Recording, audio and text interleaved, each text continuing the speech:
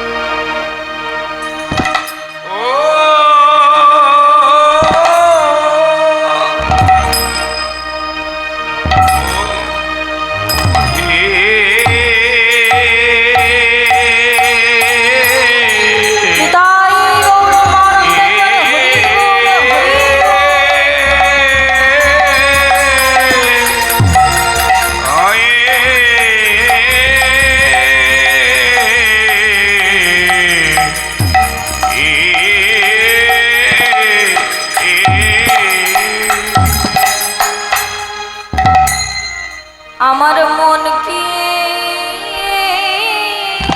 তোমরা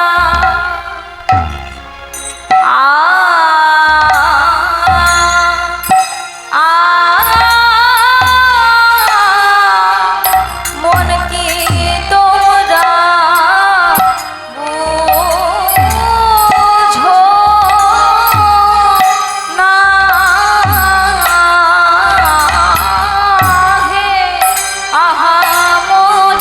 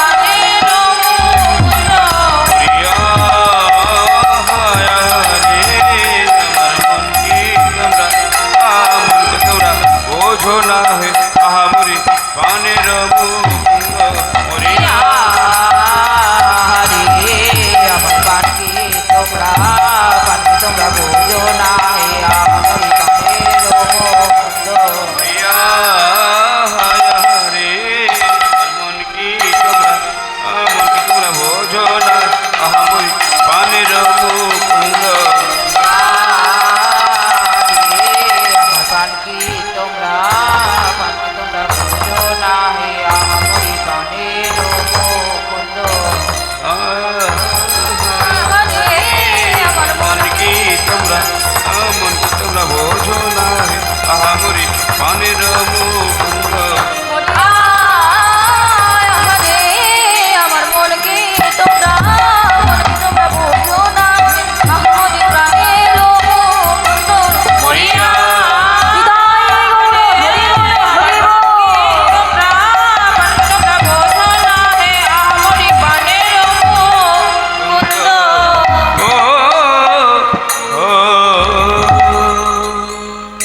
বলি যে দুঃখ মরমে তাহা কহিবারে নাহি ঠাই যে দুঃখ মরমে পাই অভিমানে মরমে ঠাই ও গই হাবলি কাঁদে গোরা রাই ইহা বলি কাঁদে গোরারা আমার গৌরাঙ্গ কাঁদে গো আমার গৌরাঙ্গ কাঁদে গো গৌরাঙ্গ কাঁদে গো গৌরাঙ্গ কাঁদে গো ওই জীবের দশা মলিন হেরে গৌরাঙ্গ কাঁদে গো জীবের দশা মলিন হেরে গৌরাঙ্গ কাঁদে গো জীবের দশা মলিন হেরে গৌরাঙ্গ কাঁদে গো জীবের দশা মলিন হেরে নয়ন ধরার বিরাম নাই জীবের দশা মলিন প্রভুর নয়ন ধরার বিরাম নাই জীবের দশা মলিন হেরে নয়ন ধরার বিরাম নাই দশা মলিন হেরে নয়ন ধরার বিরাম নাই জীবের দশা মলিন হেরে গৌরাঙ্গ কাঁদে গো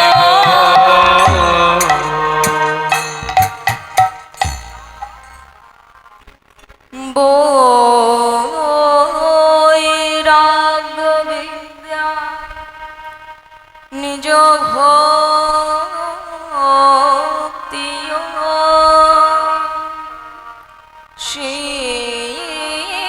শিক্ষার্থ মেকা পুরুষ পুরাণ শ্রী কৃষ্ণ চৈতন্য শরীর ধারি কৃপাবুধির স্তমঃ প্রপদে।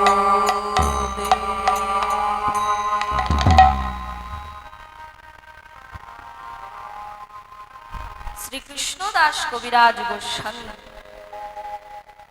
তিনি তার চৈতন্য চরিত্রামৃতে মধ্য লীলার ষষ্ঠ পরিচ্ছেদে 254 নম্বর শ্লোকে তিনি বলেছেন, বৈরাগ্য বিদ্যা শিক্ষাদান এবং সেই গোলকের প্রেম দান। এই কারণের জন্য যেই মহাপুরুষ নেমে এলেন সেই পরম পুরুষোত্তম ভগবান গৌর হরির চরণে আমি শত কোটি দণ্ডবত প্রণাম জানাই।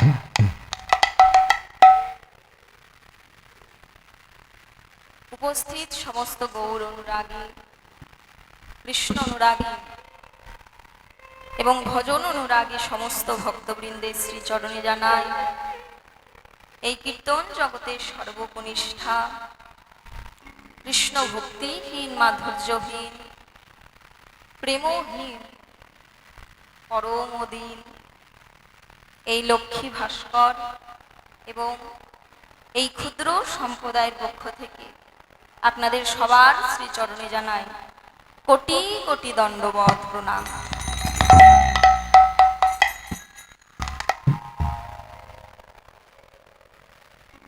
তো আজ আমরা যেই লীলাটি পরিবেশন করছি সেই লীলাটি হলো নিমাই সন্ন্যাস লীলা। তাহলে তিনি ছিলেন নদের নিমাই। তিনি কিভাবে শ্রীকৃষ্ণ চৈতন্য মহাপ্রভু হলেন, তিনি কিভাবে সন্ন্যাস গ্রহণ করলেন, কেন সন্ন্যাস গ্রহণ করলেন, সেই নিমাই সন্ন্যাসের কথা আমরা সবাই জানি। তো মহাপ্রভুর মোট 48 বছর তিনি লীলা করেছেন। 24 বছর নবদ্বীপ লীলা, আর বাকি 24 বছর সন্ন্যাস লীলা। মোট 48 বছর তিনি লীলা করেছেন। তাহলে প্রথম 24 বছর তিনি কেমন কেমন লীলা করেছেন না, প্রথম 24 বছর তিনি চাপাল গোপালের মতো মহাত্রান্তিককেও তিনি প্রেম দান করেছেন। আবার মুসলমান চাঁদ কাজী, তাকে পর্যন্ত প্রেম দান করেছে। জগাই মাধাই চির পাপী পাষণ্ড, তাদেরকে পর্যন্ত প্রেম দান করেছে। তারপরে অহংকারী পণ্ডিত কেশব কাশ্মীরি, তাকে পর্যন্ত পরাজিত করেছে।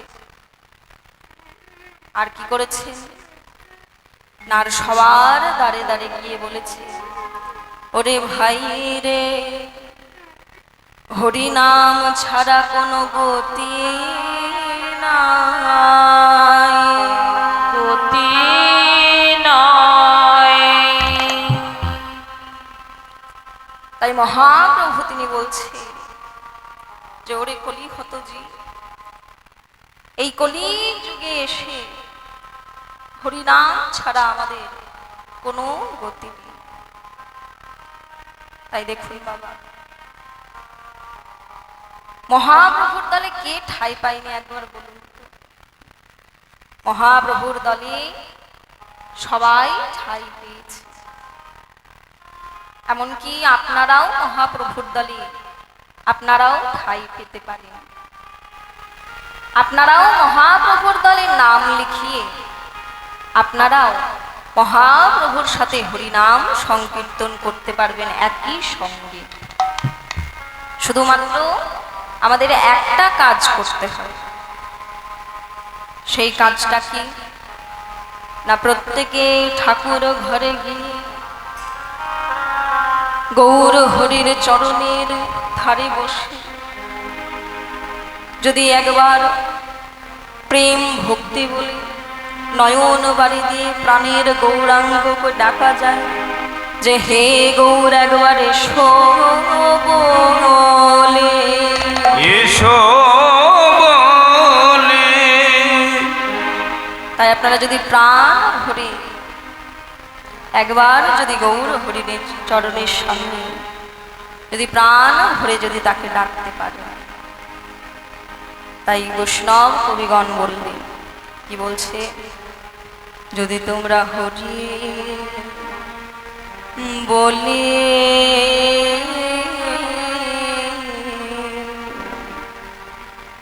একবার হরি বলে কাঁদতে পারো,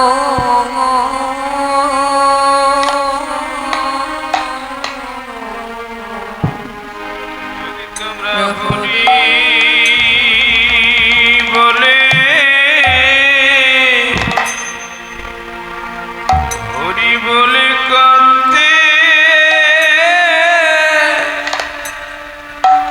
পারো,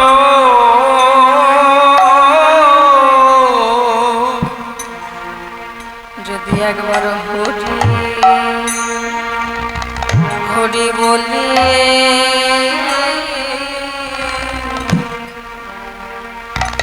হরি বলে তোমরা কাঁদতে একবার কাঁদতে পারো,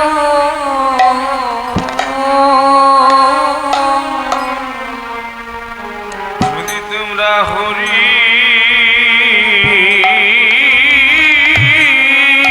বলে, হরি বলে একবার কাঁদতে পা পারো,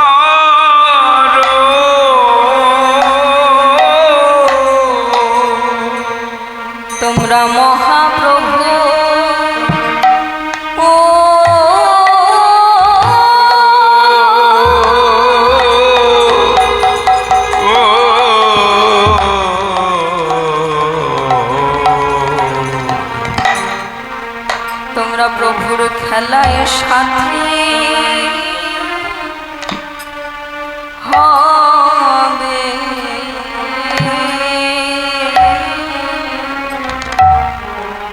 যদি একবার হরি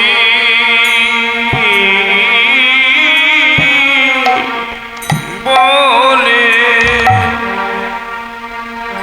হরি বলে কাঁদতে পারো,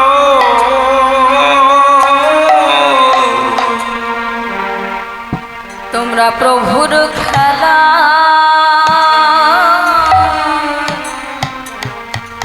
প্রভুর খেলায় সাথী হবে।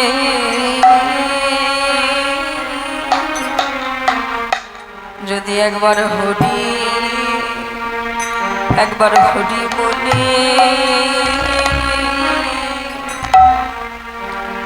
হরি বলে তোমরা কাঁদতে পারো,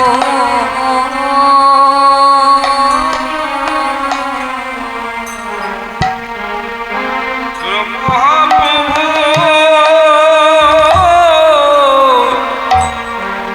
নিতাই গৌর হরি হবে।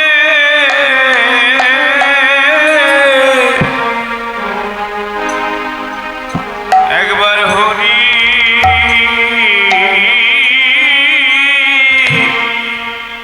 বলে হরি বলে কাঁদতে পারো,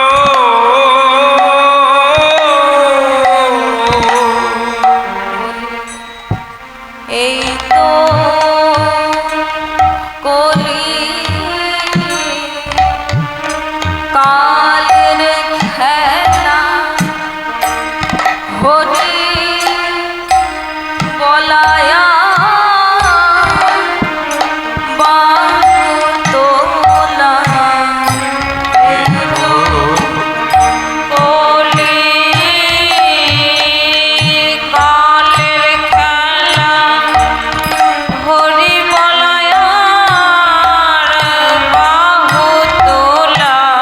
এই তো কলি কালের খেলা হরি বলায়ার বাহু তোলা।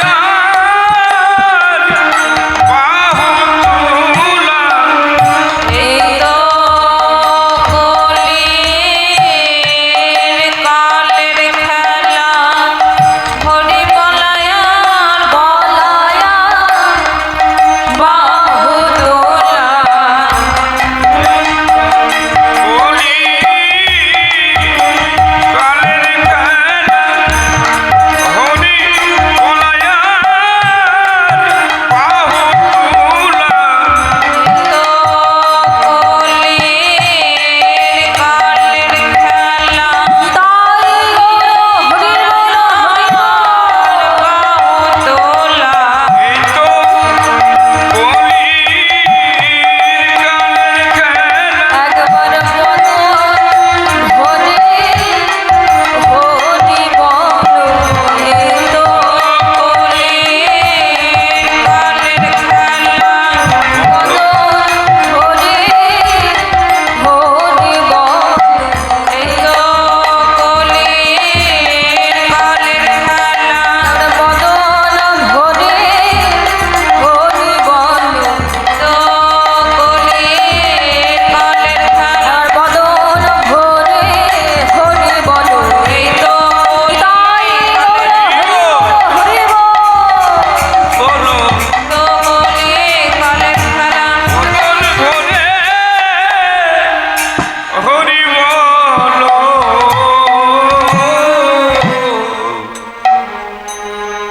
একবার হরি বলে হরি বলে বলে কাঁদতে পারো,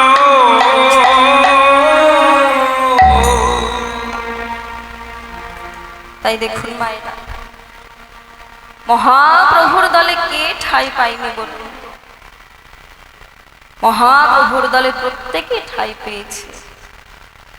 তাই একবার স্বয়ং মহাপ্রভু তিনি শ্রীবাস সঙ্গনে হরিনাম কৃষ্ণ নাম করছিলেন। তাই শ্রীবাস সঙ্গনে হরিনাম করতে করতে ওইদিকে কি হয়েছে না, এক পাশের বাড়িতে এক মা তিনি রান্না করতে বসেছেন, আর ওইদিকে রান্না করবার জন্য একটা লাউ নিয়ে এসেছে, কচি লাউ কেটে রান্না করবে বলে। কিন্তু ওইদিকে সেই হরি নামের ধ্বনি মাকে এমন উতলা করে দিয়েছে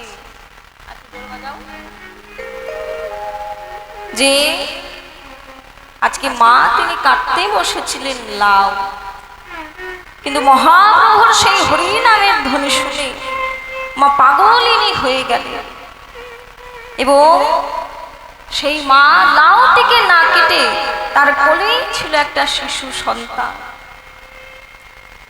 মা না বুঝে সেই শিশুর সন্তানটিকে বটিতে টুকরো টুকরো করে কেটে ফেলল। তাই দেখুন মায়েরা, টুকরো টুকরো করে কেটে ফেলল এবং কেটে ফেলার পর ওইদিকে হাঁড়িতে সেদ্ধ হতে দিয়েছে, কিন্তু মা কিন্তু কোনো কিছুই বুঝতে পারেনি। আর ওইদিকে স্বামী ঘরে ফিরে এসে বলছে, দেখছে যে গোটা রান্নাঘর গোটা উঠোন একেবারে রক্তে ভর্তি। তা তো রক্ত কি করে? তাই এবার যেই দেখছে রান্নাঘরে গিয়ে দেখছে যে লাউ যেমন থাকার তেমনই আছে, কোলে থাকা ছেলেটি আনা। তখন স্বামী চিৎকার করে বললেন যে করেছো কি তুমি? আমাদের কোলের সন্তানটা কই? লাউ যেমন থাকার তেমন থেকে গেছে, আর আমাদের সন্তানটা কই? ততক্ষণে মার জ্ঞান ফিরে দেখছে যে হাড়ির মধ্যে সেদ্ধ হচ্ছে তার সন্তান। তাই বলছে, স্বামী বলছে যে শোনো, আজকে যার জন্য আমাদের এরকম দশা হলো, যে মহাপ্রভুর জন্য আমাদের সন্তানের এরকম দশা হলো, সেই মহাপ্রভুকে এর বিচার করতে হবে। তাই এই বলে দুই জন স্বামী স্ত্রী তারা ছুটতে ছুটতে চললেন মহাপ্রভুর কাছে। মহাপ্রভুর কাছে গিয়ে আছাড় খেয়ে বললেন এবং আছাড় খেয়ে বলছে যে প্রভু গো, তুমি এত মধুর সুরে কেন হরিনাম গাও? এই দেখো, আমি আজকে রান্না করতে বসেছিলাম লাউ, কিন্তু শ্রীবাস অঙ্গন থেকে তোমার সেই হরি নামের ধ্বনি এমন মধুর ভাবে ভেসে আসছিল যে আমি হরিনাম শুনতে শুনতে বিভোর হয়ে আমি লাউ না কেটে আমার কোলে থাকা যে আমার সন্তান, সেই শিশু সন্তানকে কেটে টুকরো টুকরো করে আমি হাঁড়িতে সেদ্ধ করে দিয়েছি। তাই বলো প্রভু, এবার আমার কি দশা? তখন মহাপ্রভু বলছে যে শোনো মা,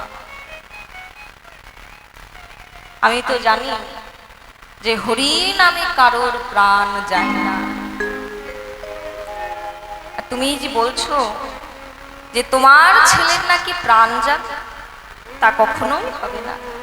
শোনো মা, আমার জন্য যদি তোমার ছেলের প্রাণ যায়, তাহলে আমি আজকে স্বয়ং জীব আত্মাকে বড় জোরে বলছি, জোরে জীব আত্মা, তুই যদি আমার হরিনাম কৃষ্ণ নাম শুনে যদি এই শিশুর দেহ থেকে তুই বেরিয়ে যাস, তাহলে আবার আমি তোকে আদেশ করছি, জোরে তুই আবার এর দেহে ফিরে আয়। তাই এই বলে মহাপ্রভু জীব আত্মাকে করজোড়ে মিনতি করতে লাগলেন। আর ওদিকে মিনতি করতে করতে মহাপ্রভুর গলায় ছিল মালা, সেই মালাটি খুলে হাড়ির মধ্যে দিয়ে দিলেন এবং হাড়ির মধ্যে দিয়ে তিনি সেই হাড়ির ঢাকনা লাগিয়ে দিয়ে হাড়ির চারিপাশে কৃষ্ণ নাম জপ করতে লাগলেন। কেমন করে? হরে কৃষ্ণ কৃষ্ণ কৃষ্ণ হরে হরে, হরে রাম হরে রাম রাম রাম হরে হরে, রাম রাম হরে হরে, হরে কৃষ্ণ কৃষ্ণ হরে কৃষ্ণ কৃষ্ণ হরে হরে, হরে রাম রাম রাম হরে। হরে হরে। তাই মহাপ্রভুর হাড়ির চারিপাশে হরিনাম কৃষ্ণ নাম করছে আর দুই বাহু তুলে বলছে হরে কৃষ্ণ কৃষ্ণ কৃষ্ণ কৃষ্ণ হরে হরে, হরে রাম রাম রাম হরে হরে, হরে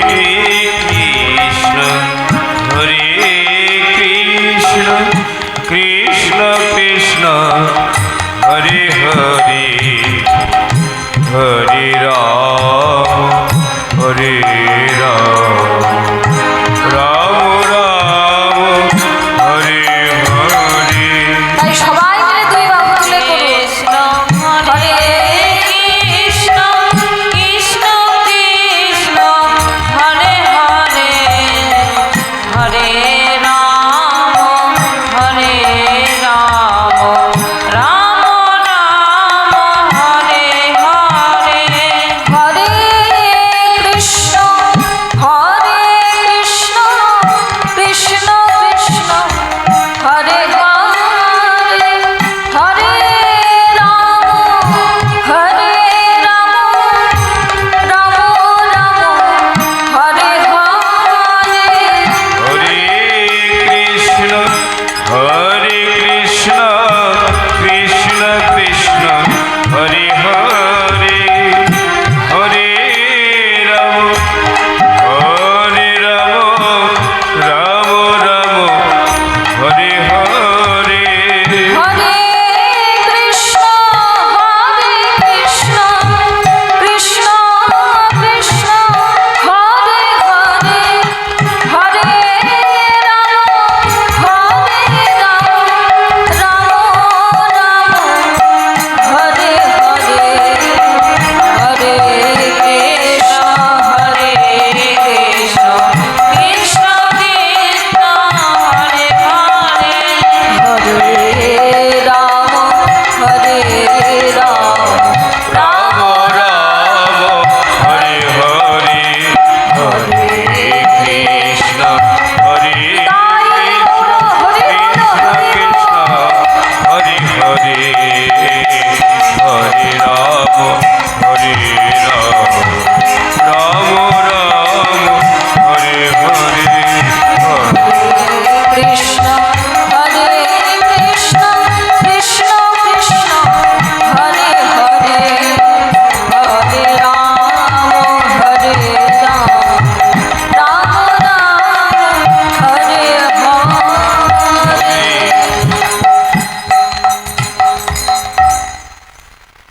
তাই আজকে মহাপ্রভু তিনি এবার যে হাড়ির চারিপাশে যে হরিনাম কৃষ্ণ নাম করতে শুরু করলো, অমনি হাড়ির ভেতর থেকে সেই ক্রন্দনের ধ্বনি ভেসে আসলো। আর ওইদিকে মহাপ্রভু তিনি হাড়ির ঢাকনা খুলে হাড়ির ভেতর থেকে সদ্যজাত একদম শিশুকে তিনি উদ্ধার করলেন। এবং উদ্ধার করে সেই শিশুর নাম রাখলেন কৃপাচার্য। যেহেতু ভগবানের কৃপায় তিনি আবার প্রাণ ফিরে পেয়েছেন, তাই তার নাম রাখলেন কৃপাচার্য। তাই দেখুন বাবা, সেই কৃপাচার্য, তাহলে তিনি টুকরো টুকরো হয়ে যাওয়া শিশু সন্তান হরি নামের গুণে আবার তিনি প্রাণ ফিরে পেলেন। তাহলে আমরা যদি একবার প্রাণ ভরে হরি নাম কৃষ্ণ নাম করি বাবা, তাহলে আমরা কেন গৌর হরির কৃপা পাব না? তাই প্রাণ ভরে হরি নাম কৃষ্ণ নাম করতে হবে। তাই এত হরিনাম কৃষ্ণ নাম করা সত্ত্বেও, এত হরিনাম কৃষ্ণ নাম মহাপ্রভু এই কলির মাঝে দেওয়া সত্ত্বেও মহাপ্রভুকে নবদ্বীপের কিছু লোক দুর্নাম দিয়ে ফেলল যে মহাপ্রভু নাকি তিনি স্ত্রীর মুখে অন্ন তুলে দেওয়ার জন্য হরিনাম করছে, নাকি সংসার চালাবার জন্য হরিনাম করছে। এই বদনামটা তাকে কিন্তু শুনতে হয়েছিল। তাই মহাপ্রভু তিনি মনে মনে চিন্তা করছে যে এদেরকে যতক্ষণ না শিক্ষা দেওয়া যাবে ততক্ষণ এরা শিক্ষা পাবে না। তাই এদেরকে উচিত শিক্ষা দিতে হবে। আর সেই শিক্ষা একটাই, আমি এই নদিয়া ছেড়ে চলে যাব, আমি সন্ন্যাসী হয়ে সন্ন্যাস গ্রহণ করে এই নদিয়া ছেড়ে চলে যাব। যখন এই নদিয়া ছেড়ে চলে যাব তখন এরা বুঝতে পারবে যে এরা কি হারালো। তাই মহাপ্রভু তিনি এই বলে তিনি আজকে কাঁদছে। তাই এদিকে মুকুন্দ এসে বলছে যে প্রভু তুমি কেন কাঁদছো? তখন বলছে যে আমি কেন কাঁদছি জানো? তবে শোনো কি বলছে, দেখিয়া জীবের দুঃখ ছাড়িল গোলক সুখ, সুখ লোভিলা মনুষ্য জন,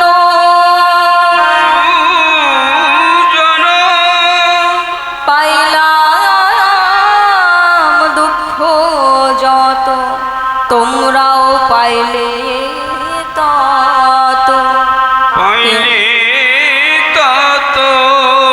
কিন্তু সব হইল পণ্ড পরিশ্রম। জানো মুকুন্দ, আমি এই কলিহত জীবের দুর্দশা দেখে সেই গোলকের সুখ ছেড়ে রাধা গোবিন্দ যুগল হয়ে এই নবদ্বীপে এলাম সবাইকে প্রেম দান করব বলে, কিন্তু আমার আসল উদ্দেশ্য সিদ্ধ হলো না। তখন মুকুন্দ বলছে, কেন নিমাই, কেন তুমি এই কথা বলছো? পণ্ড পরিশ্রম কেন? ওই দেখো নিমা, তোমারই জন্য কত কত পাপী তারা হরিনাম করছে। ওই দেখো জগায় বাধায় তারা চির পাপী পাষণ্ড, তারাও কেমন হরিনাম করছে। আবার মুসলমান চাঁদ কাজী, সে আগে আমাদেরকে হরিনামই করতে দিত না, আর এখনই তোমার জন্য সেও কত উদার হয়ে গিয়েছে। পণ্ড পরিশ্রম তো নয়। না না মুকুন্দ, তুমি আমাকে যতই বোঝাও, আমি জানি যে আমার নবদ্বীপে এসে কলিযুগে এসে আমার আসল উদ্দেশ্য সিদ্ধ হলো না। আমি চেয়েছিলাম সবাইকে প্রেম দান করতে, প্রত্যেকটা জীবকে আমি প্রেম দান করতে চেয়েছিলাম, কিন্তু নবদ্বীপের কিছু পাষণ্ডীগণ তারা হরিনাম করছে না, হরিনাম নিচ্ছে না। তাই মহাপ্রভু তিনি মুকুন্দকে বলছেন, কি বলছেন? বলছেন, আমি খাইলাম পেটুল খন্ড পাবনি বাড়িতে, লটিয়া আরো বাড়িল দেহেতে, বাড়িল দেহেতে, জানো মুকুন্দ, আমি ওষুধ খেলাম রোগ সারাতে, কিন্তু রোগ তো আমার সারলই না, বরং রোগ আরো বেড়ে গেল। কেন নিমাই, কেন তুমি এই কথা বলছো? কারণ তুমি জানো না, ওই যে কৃষ্ণানন্দ আগমবাদী এসেছিল, আমি গোপী ভাবে গোপী নাম জপ করছিলাম, আর সে আমাকে কৃষ্ণ নামের বিরোধিতা করে আমাকে তাড়া করল। তাই তাদের বিরুদ্ধে আমি যখন কৃষ্ণ নামের বিরোধিতা করে তাড়া করলাম তাদেরকে, তাই তারা সেই নবদ্বীপের কিছু পাষণ্ডীগণ তারা আমার বিরুদ্ধে তারা ষড়যন্ত্র করল। তাই মহাপ্রভু বলছে, ওগো তার কি কপটুয়া যারা, ওগো আমার না মানে তারা, তার কি পরোয়া যারা না মানে না মানে তারা, মরুপ দেশ নাহি লয় গো, মরুপ দেশ নহে না। তাই আমি ভাবি হইল বুদ্ধি হারা, আর কি রূপে তো দিবে তারা, ভাবে হইল বুদ্ধি হারা, কি রূপে তোরিবে তারা, দূরে যাবে ওই দূরে যাবে নরকেরও ভয় গো, দূরে যাবে নরকের ভয়। তাই শোনো মুকুন্দ, তাই আমি অনেক চিন্তা করে দেখলাম, অনেক চিন্তার পর দরহাইল এই অন্তর, আমি তরা ছাড়ে গৃহবাস, মস্তক মুন্ডন করি এডোর কৌপিন করি, পুরী অবিলম্বে লইব সন্ন্যাস। সোনা না না নিমাই, তুমি এই কথা বলো না, তোমাকে ছাড়া যে আমরা প্রাণে খেতে মরে যাব, তোমাকে ছাড়া আমরা কি করে থাকবো বল? না না মুকুন্দ, তুমি এত উতলা হয়ে পড়ো না, আমাকে যে সন্ন্যাস নিতেই হবে, কারণ এই নবদ্বীপের কিছু স্বৈরাচারীগণ পাষণ্ডীগণ তারা হরিনাম নিচ্ছে না, তারা আমার কোনো সৎ উপদেশ তারা গ্রহণ করে না, কিন্তু আমি যদি তাদের কাছে এসে দাঁড়াই সন্ন্যাসী হয়ে, তাহলে আমরা কি সবাই তারা প্রাণ ভরে প্রণাম করবে, আবার আমার সৎ সৎ উপদেশ তারা সবাই গ্রহণ করবে। তাই শোনো মুকুন্দ, শোনো দাদা নিত্যানন্দ, এই সংক্রমণ উত্তরায়ণ দিবসে নিশ্চয়ই চলিব আমি করিতে সন্ন্যাসে। করিতে সন্ন্যাসে। তাই শোনো, এই মাঘ মাসে শুক্লপক্ষে আমি সন্ন্যাসী হয়ে নবদ্বীপ ছেড়ে চলে যাব। তাই মহাপ্রভু যে এই কথা বলেছে, অমনি মুকুন্দ তিনি আছাড় খেয়ে মাটিতে পড়ে, তাই কি বলছে, ওগো প্রভু যবে হেন কইল, ওগো মুকুন্দ মূর্ছিত হইল, প্রভু যারে হেন কইল, মুকুন্দ মূর্ছিত হইল, আর কতক্ষণে সম্বিত পাইল গো, কতক্ষণে সমৃদ্ধ পাইল, আর কতক্ষণে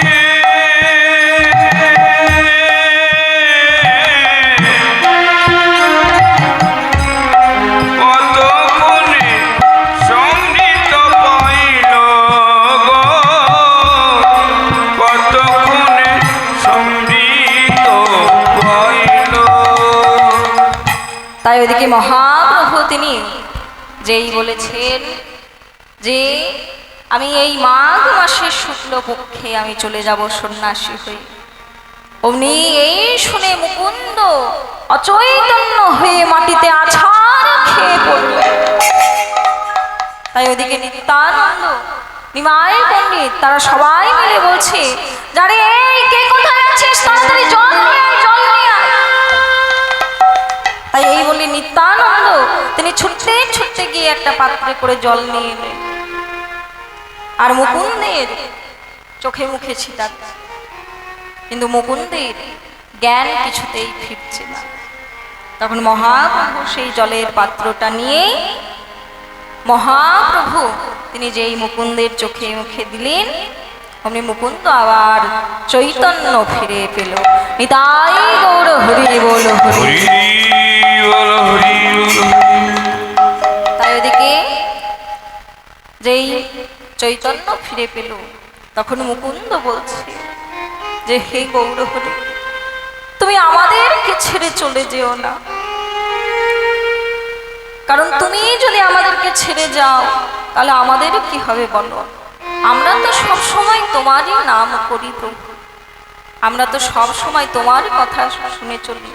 ওই নবদ্বীপের কিছু লোক করলো না বলে, হরিনাম করলো না বলে তুমি আমাদেরকে কেন শাস্তি দেবে বলো প্রভু? তাই আমাদেরকে এইভাবে শাস্তি দিও না। তাই বলছে, ওগো প্রভু যবে হেন কইল, ওগো মুকুন্দ মোর ছেত হইল। প্রভু যাবে হেন কইল, মুকুন্দ মূর্ছিত হইল। কতক্ষণে সম্বিত পাইল গো, কতক্ষণে সমৃত পাইল। তাই ভাবে হইল বুদ্ধি হারা, ওগো কি করি কাইবে তারা। ভাবে হইল বুদ্ধি হারা, কি হইবে কইবে তারা।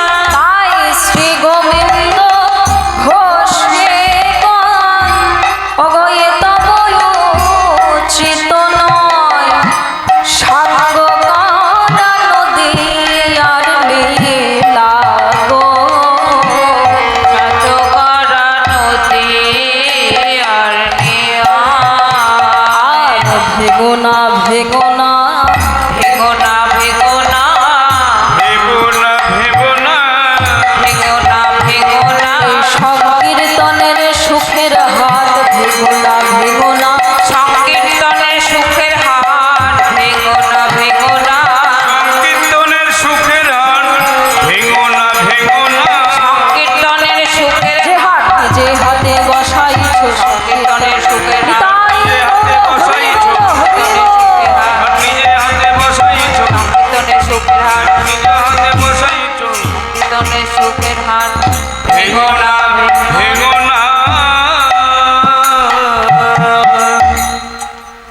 তাই আজকে এই দেখে পদকর্তা তিনি দুঃখে গাইতে লাগলেন। কি গাইছেন? ওগো নদী আর লীলা